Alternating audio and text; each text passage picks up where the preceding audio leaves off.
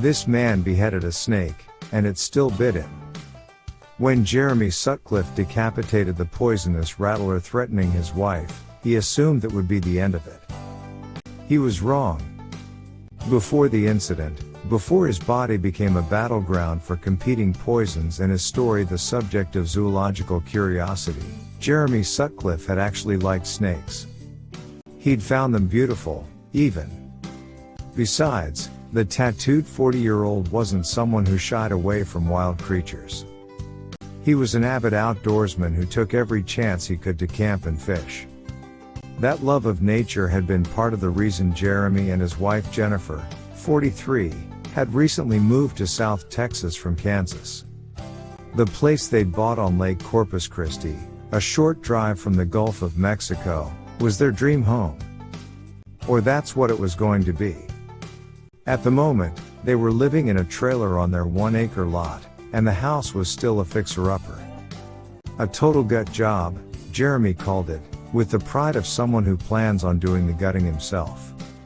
On a steamy Sunday morning in May 2018, the couple was tidying their yard in preparation for an evening cookout with their daughter and her 2 young children. At around 10:30 a.m., Jeremy began mowing the lawn while Jennifer worked on the garden. She had just reached down to grab a weed when she saw it, a western diamondback rattlesnake, right next to her hand. Jennifer leapt up as the snake, a meter long, rose into a striking position, with its dusty triangular head tensed and its tail rattling. "Snake!" yelled Jennifer as she backed away. "Snake!" When he heard his wife's cry, Jeremy figured she'd run into one of the harmless rat snakes that often showed up on the property. He grabbed a shovel to shoo the creature away and jogged around the house to the garden. That's when he heard the rattling. His wife was cornered between some shrubbery and the wall of the house, the snake directly in her path. He first tried to scoop up the rattler using the shovel, without success. Then he did what was necessary. He raised the garden tool and brought the edge down hard through the snake's body just below the head, decapitating it. Jennifer went into the house, her heart hammering, while Jeremy headed back to the garden. About 10 minutes later, when Jennifer said she was going to let their 2 small dogs out, he decided to move the dead reptile. He looked at the creature lying limp on the ground. Its head, attached to a stub of body, rested on a paving stone. He bent down to pick up a stick lying next to the snake's head so that he could flick it away. But before his hand even touched the ground, the snake attacked, a blur of motion as the creature launched itself forward. Burying its fangs into Jeremy's right hand down to the bone, the snake injected venom that immediately made his hand feel like it had been smashed by a massive weight. "It bit me," he yelled in horror. For Jeremy, it was like something out of a zombie movie, an undead creature's final act of revenge, but the truth is, bites from decapitated snakes aren't uncommon. It's like a chicken with its head cut off, only with a much longer survival time because it's a cold-blooded reptile with a slow metabolism. In that moment, however, all Jeremy was thinking about was that the snake that he'd killed was now trying to kill him. The creature's jaws were clamped around his hand. Desperate to free himself, Jeremy inserted the fingers of his left hand beneath the snake's upper jaw and tried to pry the fangs free. He managed to remove one of the fangs from his middle finger, but as he tried to pull the head loose, the viper's jaw clenched again, burying the fang in his ring finger this time. At the sound of his cry, Jennifer, a trained nurse, had come running. When she saw her husband struggling with the rattlesnake's head, one thought flashed through her mind: he needed medical attention, now. She ran back into the trailer to get the car keys while Jeremy continued to yank at the snake's head until finally the fangs came loose and he could fling the viper away. Jennifer told her husband to get in the car. She wheeled out onto the broiling Texas asphalt, already on the phone with 911 dispatchers.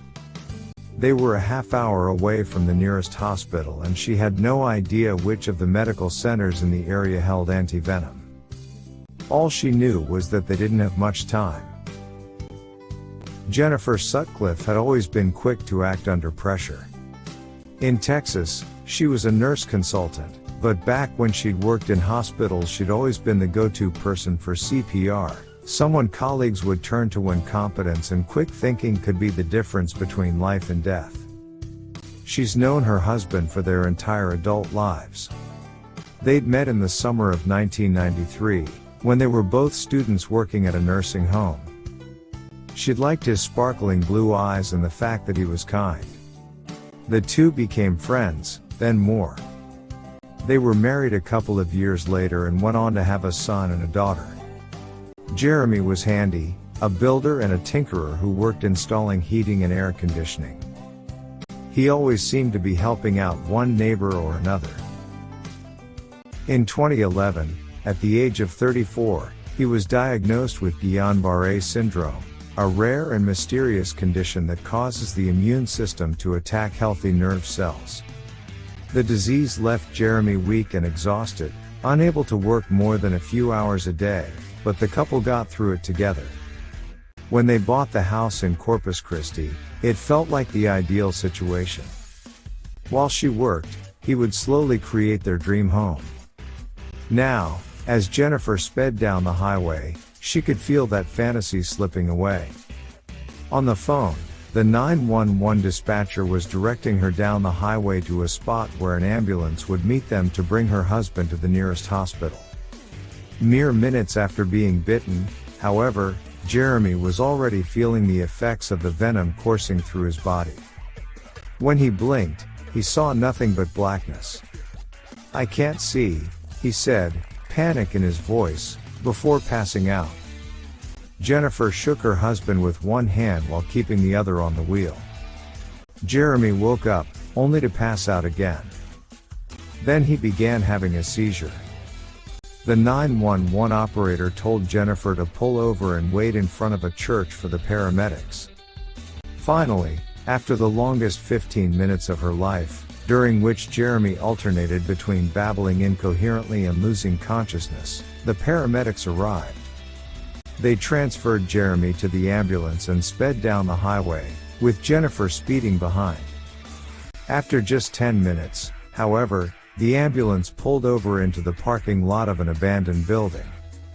When Jennifer pulled up next to them, they told her that her husband was in bad shape. His blood pressure had plummeted, and they were worried he wasn't going to make it to the hospital. "We have to get the halo," one of the paramedics said. Instead of driving to the hospital half an hour away, they were sending for a helicopter that would get him into a different emergency room in 10 minutes. Moments later, the chopper touched down and whisked Jeremy away. Rattlesnake venom is a miracle of evolution, a complex cocktail of enzymes and proteins that, when injected into a victim's bloodstream, acts like a powerful blood thinner, destroying skin tissue and blood cells and causing internal hemorrhaging. A rattlesnake's fangs are connected to venom glands at the back of its head. Snakes can control how much venom they inject, and because producing venom takes energy, they typically don't want to waste it. When cornered, an adult rattlesnake will usually deliver a light defensive strike to scare off a threat. A snake that has been decapitated, however, has nothing to lose, so the snake that bit Jeremy emptied its venom glands into his hand. When Jennifer got to the emergency department at Christos Spawn Hospital Corpus Christi Shoreline, about an hour and 15 minutes after her husband, she found a hectic scene. There were 6 or 7 doctors working on her husband, desperately trying to get his blood pressure up. Just 2 hours after being bitten, Jeremy's right hand was enormous and swollen, an angry red creeping up his forearm. She watched with her nurse's eyes as doctors gave him a host of treatments, cryoprecipitate and vitamin K to clot the blood, and dose after dose of antivenom. The average snakebite victim is given 2 to 4 doses of antivenom. In total, Jeremy received 26. Jennifer knew IVs. If a patient needed fluid quickly, you simply increase the flow, turning a drip into a steady trickle. But the doctors here had put the fourth bag into an inflatable sleeve that they'd pumped up like a blood pressure cuff, literally squeezing fluid into her husband's body as fast as they could. She'd never seen anything like it before. The sight terrified her. At 5 p.m., after 5 hours of working on Jeremy, the doctors came to a decision. Sutcliffe's organs were failing. They needed to induce a coma and put him on a ventilator. Jennifer numbly agreed. At around 3 a.m., one of the doctors approached her. Her husband wasn't doing well. His blood pressure was still dangerously low. The mean arterial pressure, or MAP, that doctors were looking for was 65, anything lower and the heart can't push blood through the body. They had Jeremy on the maximum dosage of 4 medications designed to increase his blood pressure, but his MAP refused to budge above 60. "We're at the point where there's nothing else we can do," the doctor said. There was a good chance Sutcliffe wouldn't make it through the night. Jennifer felt her heart plummet. She somehow hadn't registered the gravity of the situation. She went to her husband's bedside and grabbed his hand. "You find that venom and you push it out of your body," she ordered. "You can't die." Over the next half hour, she stood by her husband's side in the ICU, her eyes glued to the monitor next to his bed. Slowly, miraculously, she watched as Jeremy's blood pressure ticked up. It made it to 65, then 70. The doctors began taking him off the medications, and his pressure remained stable. By sunrise the following day, the worst was over. On May 31st, 5 days after the rattlesnake he killed nearly killed him, Jeremy emerged from his coma and found himself in a strange hospital room. His mind was foggy. His entire body was swollen with more than 20 kilograms worth of water weight. Pain radiated from his legs, his arms, his bowels, everywhere. But as he looked around, he saw that he was surrounded by family, his daughter and her children, his son, Jennifer. The next weeks were difficult. The mixture of venom and anti-venom had caused severe kidney damage, and Jeremy needed dialysis. The toxins had left him with gallstones, kidney stones, and fierce abdominal pain. He was so weak he couldn't stand. The medical expenses piled up, close to $60,000, so the couple started a GoFundMe account to pay for the battery of treatments. The fingers of Jeremy's right hand were badly wounded. The doctors tried skin grafts but were unsuccessful. In the end, they were forced to amputate his ring and middle fingers. For anyone else, the loss of 2 fingers would be devastating. But Jeremy didn't see it that way. After getting a glimpse of the worst, he was feeling positive. About a month after the bite, his kidneys were working well enough for doctors to take him off dialysis. "I'd trade a couple of fingers for my kidneys coming back," he said. Lying in a hospital bed, slowly recovering, he'd had time to think. "When I first came to and things were all right, I'd cry a lot and think about all the dumb things I'd done, the people I've hurt," Jeremy says. He remembered skipping his kids' events or ignoring Jennifer while he was off working on a neighbor's house. It wasn't that he'd done anything so terrible, just that his new perspective suddenly made every misstep seem like a tragic waste. The experience had changed him.